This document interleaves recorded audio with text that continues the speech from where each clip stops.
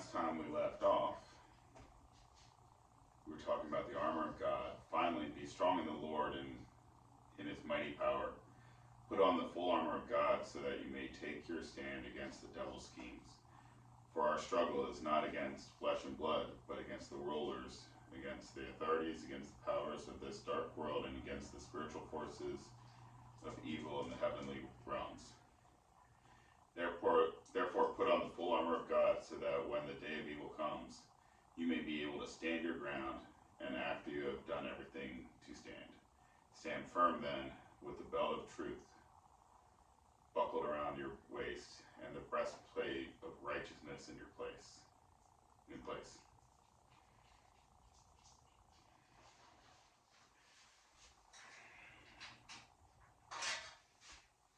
Now we know the truth that the Bible is speaking of here is talking about God's truth, not our own.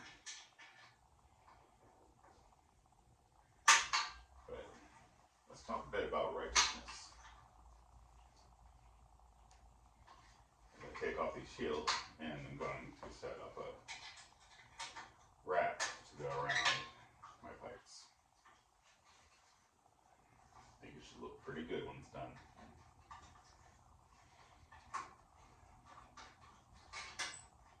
Now, when the word speaks about righteousness, when you think about it in context, we know that Jesus came because he knew that we would never be able to meet God's standards. Because God's standards is perfection. And we know that we are flawed creatures. And that we will never meet that perfection. It doesn't mean that we shouldn't strive for it.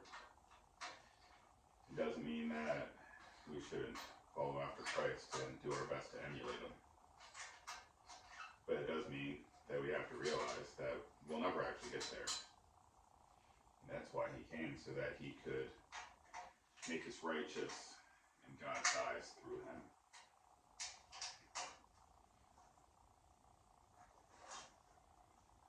Through him, God sees us as righteous regardless of what we do. Regardless of our failures. As long as we continue to strive after Christ. Christ will never fail us and never will stop interceding on our behalf. So that in God's eyes, we are righteous. Amen. Eat.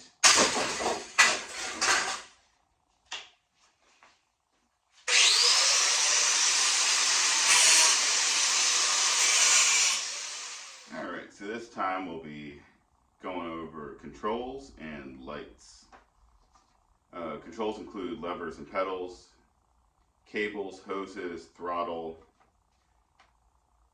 and lights include going over the battery, the headlamp, tail, lamp brakes, turn signals, mirrors, lenses, reflection, and wires.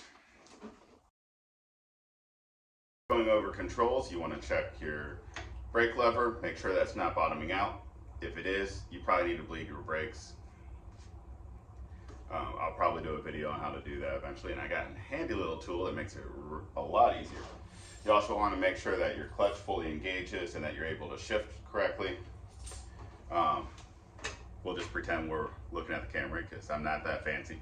But you want to check your brake pedal for your rear brake.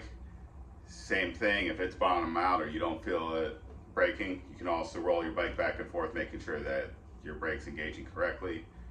We already checked over the brake pads to make sure they're good. So at this point, if you don't feel friction, you don't feel the bike stopping, you're probably looking at those brake lines again. On most newer models, you're talking about bleeding the brakes. Old school, you had some wires, but that was a long time ago.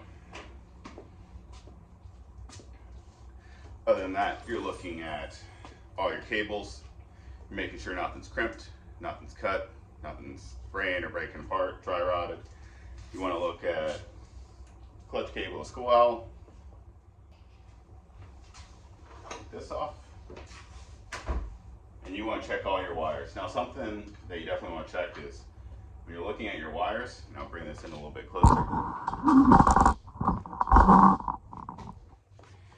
When you're checking these wires, you want to bend them around a little bit. Don't try to pinch them and crimp them. But when you're bending them around, if they're flexible, it means that they're not dry rotting yet and you're not having a lot of issues. You also want to make sure that your terminals here are loose. There are some models where these will come loose over time. Lock washers and Loctite go a long way in making sure those stay tight.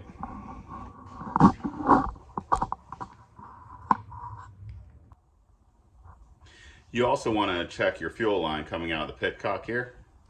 So here's your fuel line going to your injector. And you want to bend that a little bit too. Make sure that it's not dry rotting or cracking. You don't need that cracking on the road and leaking fluid. So we already checked over the batteries and the wiring for the lights part of the TCLOCKS. So we want to turn it on. Check all your lights. That's working. Checking the high beams, low beams, left turn signal. Now if you notice, I've dimmed the lights in the back of my garage. What this allows me to do is I can see the turn signal blinking in front of me and I can see it blinking behind me. Same thing for the right. Check the brake for the front brake. Check the brake light for the back brake. All the lights are working.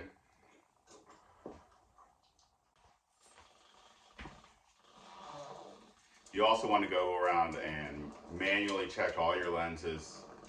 You want to check your mirrors, make sure nothing's cracked, nothing's all scratched up, making sure everything's shining bright and that you can see what you need to see. To finish it off is checking fluids.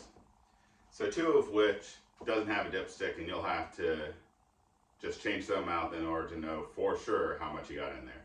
Each only takes a quart of oil. You got your primary oil over on the left hand side. That lubricates your chain and your clutch basket. You got your transmission oil. Self-explanatory, takes a quart of transmission fluid specific to your bike. And then you got your main oil, that's the one with the dipstick right near your rear foot peg or right around your exhaust is usually your dipstick for that. On the V-Rod, it's actually right up front on the left-hand side by my shifter. Dipstick tells you how much fluids you need. If you need to know specifics on how much oil it takes, you're going to have to look it up, unfortunately. They're all kind of different. So if my memory is correct, it may be off, I always have to check. I believe mine takes 3 to 4 quarts of oil for the main oil. And that finishes off for today. Next time we're going to have her lifted up and we'll go over the chassis and we'll go over the kickstand. Till next time. And we're done. That's a little treat. It's now wrapped. I think it looks way better.